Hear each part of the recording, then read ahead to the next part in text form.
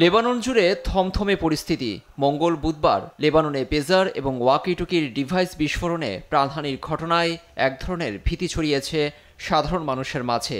বন্দর নগরী সিডনের লোকজনকে সড়কে খুব সাবধানতা অবলম্বন করতে দেখা গেছে।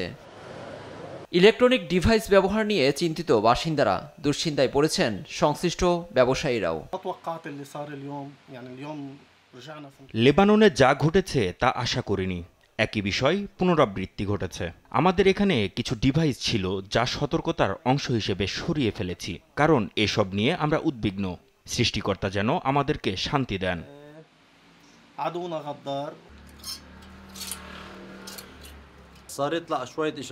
অনেক গুজব ছড়িয়েছে, এই যেমন লিথিয়াম ব্যাটারি এবং সৌর প্যানেল বিস্ফোরিত হচ্ছে।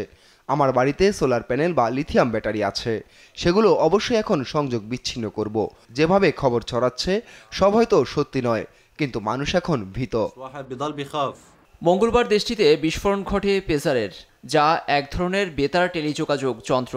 যন্ত্রটি আলফা নিউমেরিক মেসেজ গ্রহণ করে। হিজবুল্লাহর সদস্যদের কাছেই এটি দেখা যায়, কারণ মুঠোফোন ব্যবহার করা তাদের জন্য ঝুঁকিপূর্ণ। লেবাননে পেজার বিস্ফোরণের পর এসেছে নানা প্রশ্ন। বলা হচ্ছে এসব তাইওয়ানের নির্মাতা প্রতিষ্ঠানের, কিন্তু এ নিয়ে গুজব না ছড়াতে সতর্ক করেছে দেশটির সরকার। এসব ঘটনায় কোনোভাবেই সম্পৃক্ততা নেই তাইওয়ানের। লেবাননে বিস্ফোরণে অনেক গুজব ছড়িয়েছে অনলাইনে। এসবের সঙ্গে তাইওয়ানকে জড়ানোর চেষ্টা চলছে। এসবে কান না দিতে জনগণকে সতর্ক করছি। তাইওয়ান থেকে রফতানি হওয়া পেজারের বিস্ফোরণ সম্পর্কিত কোনো সমস্যা ছিল কিনা এ বিষয়ে বিস্তর জানতে তদন্ত চলছে।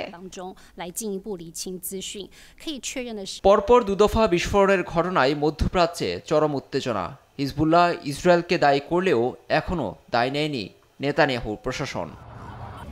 লুৎফর কবির, নিউজ ডেস্ক, দেশ টিভি।